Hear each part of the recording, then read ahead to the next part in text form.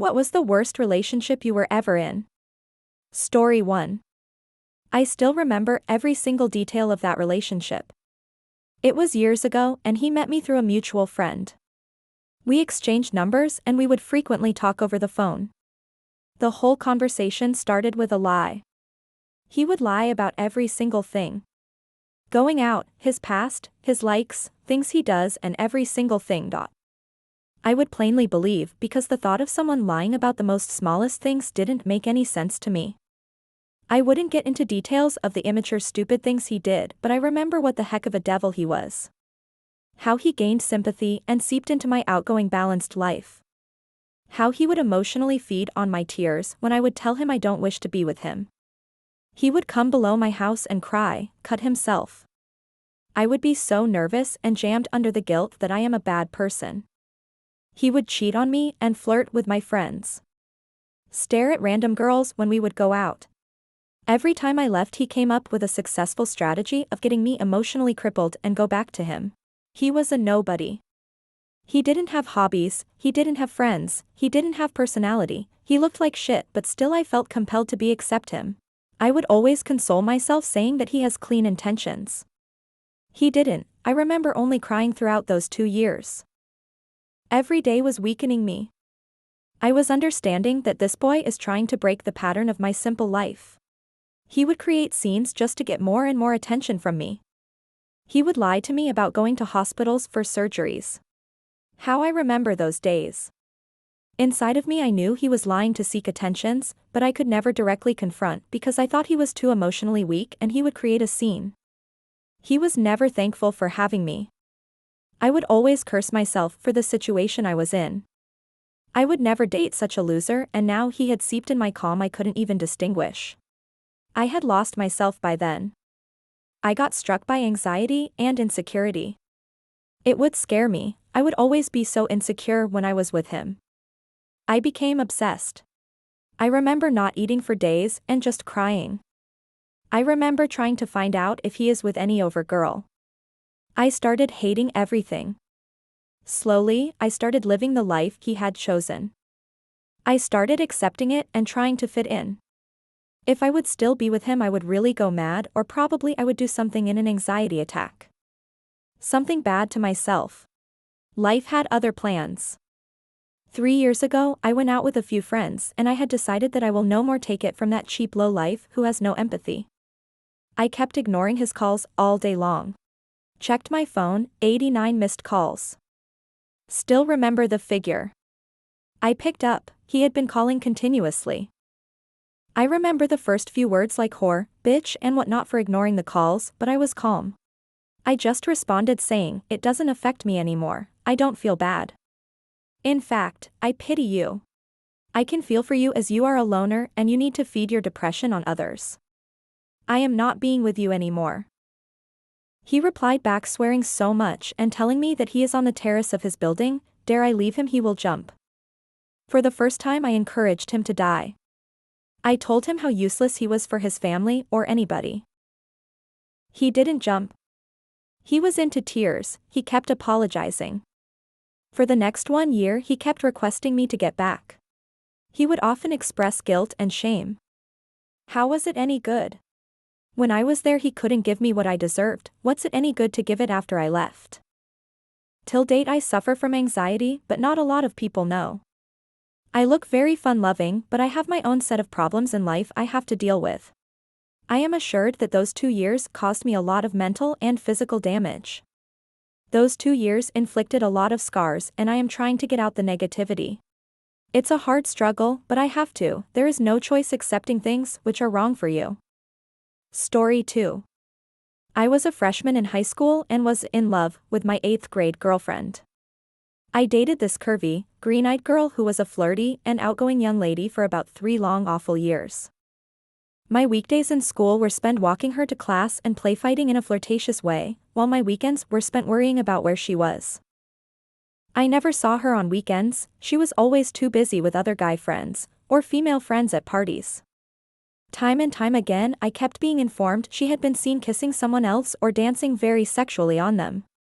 But I was in love and in denial. It wasn't till she decided to lose her V card to me that everything got worse. I thought this was a time for change and a good sign. It was a very romantic and passionate moment that lasted about 2 minutes. After that I got better, of course. But within 1 month I got news yet again she had cheated. This time slept with someone. Being in denial, this time friends and people from school had proof. Her nudes. Illegal at the time, I must say, that she had sent to other guys, and a pic of her going down on someone. It broke me. As a man, as a boyfriend, as a human. Was I not good enough? I had given this girl everything I could. My time, gifts, my love, my loyalty and trust. Being cheated on by the love of your life is and can be one of the worst experiences one can go through in life. It personally really changed me and the way I started to see women and relationships overall. I later started to not care for loyalty, trust, or being faithful to other women. I would date 2 girls at a time and have sexual relationships with another. I was not the same person after that experience till my junior year. I met a beautiful angel who made me realize something really important. Not all women are the same. Some are driven by fun, sexual drive, and desire.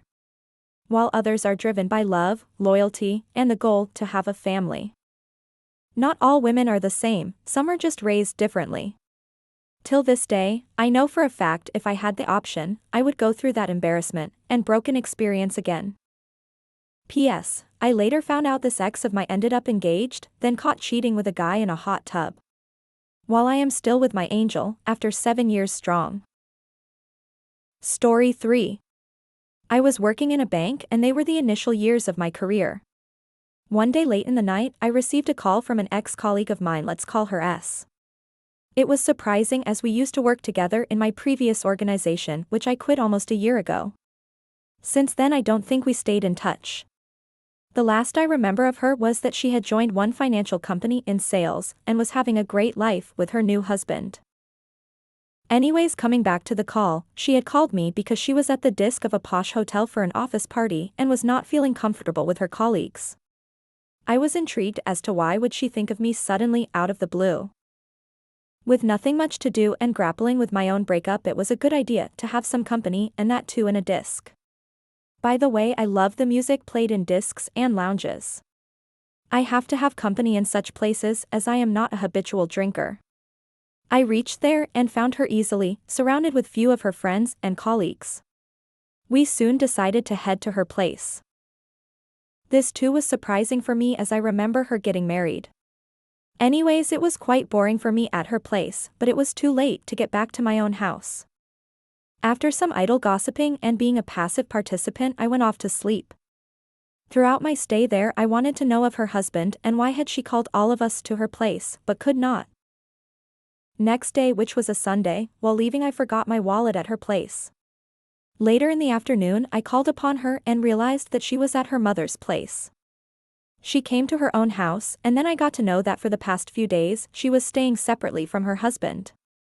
Her husband had walked out on her. I could see that she was shattered and was not her earlier self, full of life and zest. I somehow wanted to bring back her smile and did not like the way people had kind of ostracized her since her husband had left her.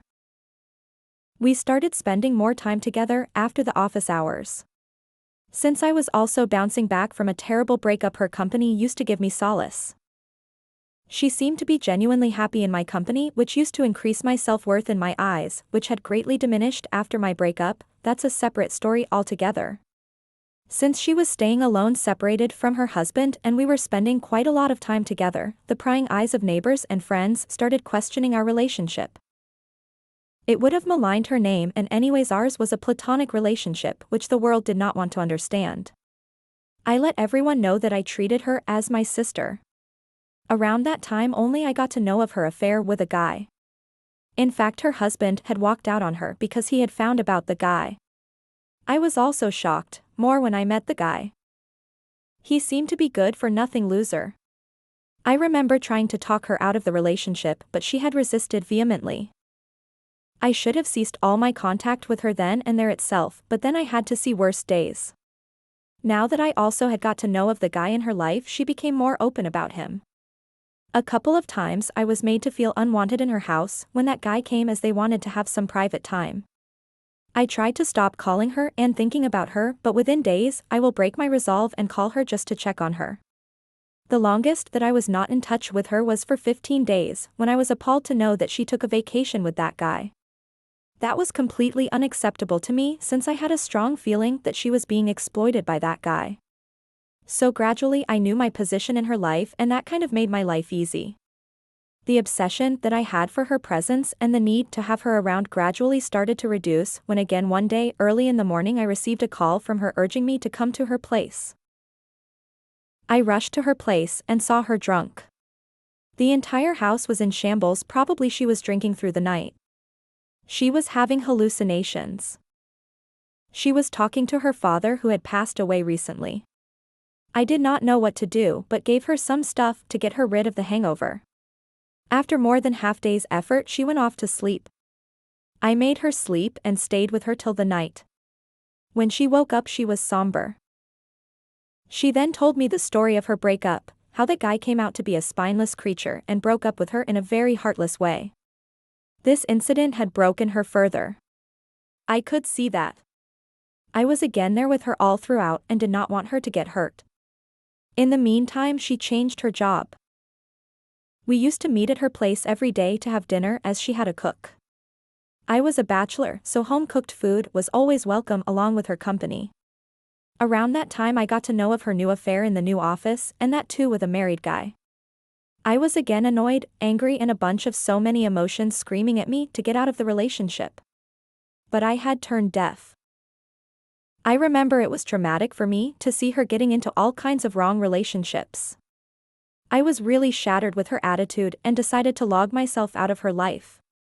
Fortunately around that time I changed my job, which required me to move to another nearby city. That's when she started having trouble because of the affair.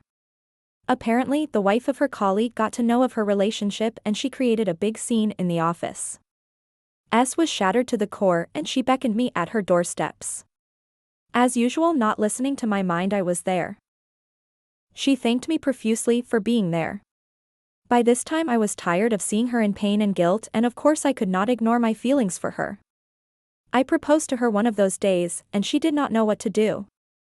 She categorically told me that she had never seen me that way. I was not aware of the concept of friendzone then.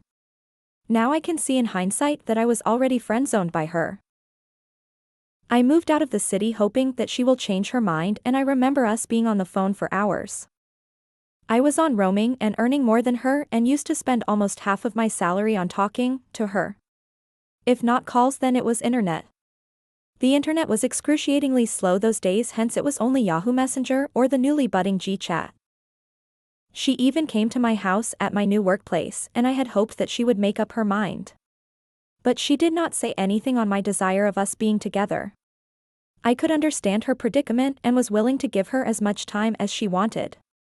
I used to be at her place almost every 2 weeks for official work or otherwise. Our relationship was still platonic and I was quite okay with that, since I always thought that she was trying to disentangle things at her end. Some of our common close friends got to know of this development and they were happy for us. Then came Diwali and I thought that I will make it special for both of us. I reached there unannounced. She could not meet me the evening of Diwali for some reason. It seemed odd, but I overlooked. I decided to surprise her the next morning by barging into her house. I was supposed to leave back to my place of work that day itself. I rang the bell. After some time she opened the door with the latches in place. She peeped through. Again I did not see anything amiss, as since she was sleeping, she might not be appropriately dressed to come before me. She closed the door and was back in no time dressed. Instead of calling me inside, she suggested that we can go for a walk. Now I could feel that there was something amiss. I asked her if she had anyone for the night at her place. She replied in the affirmative. Something broke inside me. Before the tears could break the boundaries of my eyes and become visible to her, I immediately left. She kept on calling my name, but I decided that it was enough. I drove back and it was one of the most dangerous rides of my life. Somehow by God's grace I reached safely. It was painful like hell for me when I thought of how heartlessly she used me for so long, almost 2 to 3 years. I was also to be blamed as I never wanted to read the red signs that came my way. I had invested too much of myself into the relationship to get nothing. The only good thing was that at least that entire period helped me get over the pain of my breakup. She tried getting in touch again after some time, but suddenly I had developed a resolve of steel and never ever looked back. Whatever happens, happens for good. Story 4. We were colleagues. My first impression of him was not a confident person. His first question was, "How do you manage to get your clients give you business?" Apparently when we became friends, I got to know my boss used to give my example to him and his friends on how to get business for the company. Also got to know from him when in relationship, his friends had pushed him towards me. Was single, carefree girl with money on hand to spend. His strategies worked and was head over heels in love with him. Used to take care of his all needs. Be it cleaning his house, making homemade food, hosting parties for his friends, shopping for his parents, making sure his career grows, always standing by. Planning, executing it for him to spending all my savings on his needs. He made sure I resigned from that job, moved to other city so he could break up with him when his parents found a girl for him from his community. I was blindly in love with him, couldn't see anything. Would have not known until he himself told me. He manipulated me in moving out of city as he would have otherwise not able to justify his new commitments. His parents were to shift with him after his marriage. When he broke up, I had tried giving up on life, was sick for 2 years with something or other, twice hospitalized. Only one thought in mind: where did I go wrong? Why did he rejected me and replaced me? Why did he did what he did? I was always good to him, I was always taking care of him. Why he cheated me? Questions I don't have answers to, but now it doesn't bother me. After my breakup I got to know he had already spoiled life of 4 women. His girl before me had a nervous breakdown and vanished for weeks before she came back in public. After me there was one more, before he married the 4th one. We all can vouch he never told about his past to his now wife. Loyalty matters for permanent relationship. Always check people's history before committing yourself and invest emotionally into someone. But I would give him one benefit. He made me lose 42 kilograms. So this one gift he gave me, in return I prayed for his happiness. I blessed the couple with healthy and happy life. Unknowingly people change you for your better future. He did the same. I was spared of spending my life with someone who doesn't value people who loves him. Someone who can easily speak a lie, as easy as we blink our eyes. I was spared of whole life expectancy of a superwoman who would clean, cook, earn. Host for a man who thinks he has rights over thing, cause he is a man in an Indian society. I was spared giving dowry of crores of rupees to a man who couldn't even make enough to spend on his own parents. Story 5. We dated since the 9th grade, he gave me a promise ring and always spoke of where we would live and how we would raise our children. His mother had put him up for adoption and his father wouldn't take him because his new wife didn't want him, in spite of the fact they were quite wealthy. Finally, she gave in.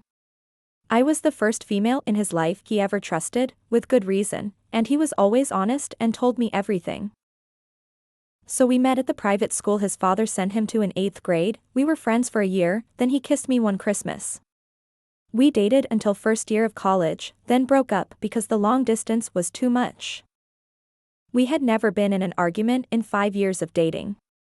He wrote me hundreds of letters addressed to Mrs. his name in college. Eventually he started dating someone else. I got married and had my son. He followed me one day to the library and looked at me and my son like he was seeing a ghost. My husband was physically and verbally abusive and an addict.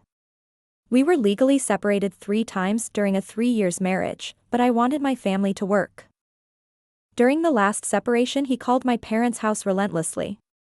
I finally spoke to him and he said he was engaged to the same girl from college, but he didn't want to marry her. He said he never imagined anyone but me being the mother of his children.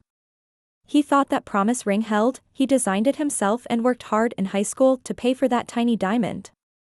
He also gave me a diamond necklace, bracelet, roses on every occasion, and not occasion, and a bunny for Easter. He was that guy, the one every girl wants to date because he's romantic and gives good jewelry, something I actually never contemplated while in high school.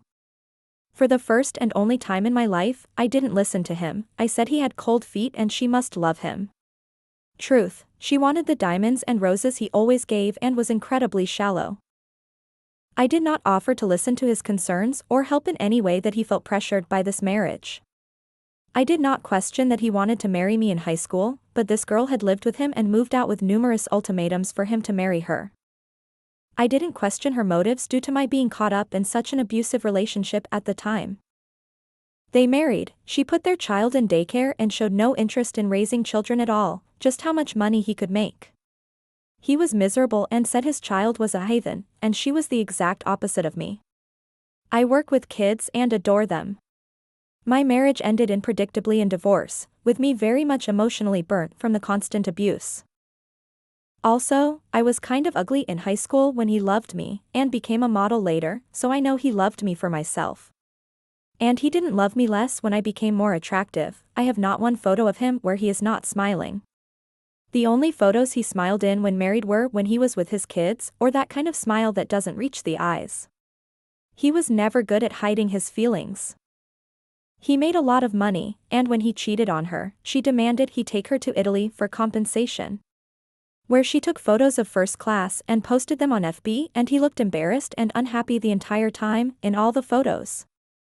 She was very materialistic, to say the least. He finally said he was divorcing her. He worked all the time and his parents were raising his kids while she renovated their home. They had 2 kids. The stepmom came around when he bought a place on the beach, etc. made money. Then he died in an accident that left me with a lot of questions and no answers as to how it could have happened. He was leaning over the back of the boat, it accidentally got put in forward, knocking him off the boat, accidentally got put in reverse and ran over him, then accidentally got put in forward, running over him a second time. There were different accounts of how this happened. She lied at the outset saying he was run over once and the coroner said twice. I've been on boats of all kinds, especially the kind he owned, since I was 6 months old. I began to watch her and realized how selfish, shallow, and narcissistic bordering on psychopathic she was. I've never been jealous of anyone he was with, but she was insanely jealous of me, even though I lived 3 states over and rarely spoke with him while they were married. He was quite afraid of her. I blamed myself for this tragedy. There were other things at play, like he adamantly didn't want his children raised like his stepmom raised her kids, which was exactly how his wife was. Money before kids, let the kids run wild with no boundaries and run the house. I blamed myself. It sounds extreme, but he was my best friend and I let him down when he needed me the most, and I had always been there for him through everything. His wedding pictures, she looks triumphant, he looks stoned. There are no photos of us together where he was not very happy. I just really get up, because I could have talked him out of being pressured into a marriage he didn't want, even if I said no I wouldn't marry him. He placed that much value in me, he just wanted support. Finally I had a dream where he came to me and just smiled at me. But I knew what he was saying without words, it's okay, the past is okay, and the future will be okay. That was years ago and it still hurts, sometimes a lot. I just tell myself that he doesn't want me to feel that way, and go along with my daily business. I'm sorry I have no great advice for how to get over it, sometimes you just maintain. It's been 10 years since his death for me, maybe one day things will change. Story 6. I spent 7 years with a man who had a history of murder won by an insanity. We got married despite a million red flags and then had a son together. I knew he was an abusive alcoholic and was the most vindictive and evil person I've ever met or known. Challenge accepted. Staying in that bad relationship was one of the worst mistakes I've ever made in my entire life. Leaving a murderer was one of the hardest things I've ever done. It turned my entire life upside down and 12 years later I still haven't completely recovered. Despite a tremendous amount of odds against him, my son has struggled to become more like me than his father. Everything I am doing at this point in my life is aimed and motivated by getting custody of him away from his well-funded father. I drive 16 hours round trip twice in one weekend to spend a few days with my son every month. This has made all the difference in the world to my son and to me. We enjoy our long road trips together each month and have a lot of time to talk, sing, joke and laugh. Over the holidays my son confessed in the most heartfelt way how much it meant to him that I was driving so many hours to see him every month and how much he cherished our time together. He said he looked forward to our weekends together even though we spent so much time driving. At 15 years old, he still blows me kisses over the phone and wants hugs every day we're together. Despite his father's attempts to separate us and destroy our relationship, we have survived and prevailed. For every parent out there struggling to make a difference in your child's life despite the other parent's attempts to destroy it, I am here to tell you against all odds, it's possible to win what feels like a hopeless battle. I made a very aware and conscious decision that no matter what hell I had to go through to stay in my son's life, I'd make sure he knows I love him and want him in my life. I made sure that no matter what my ex-husband had to say about me, my son had his own opinion and perception of our reality to compare it to.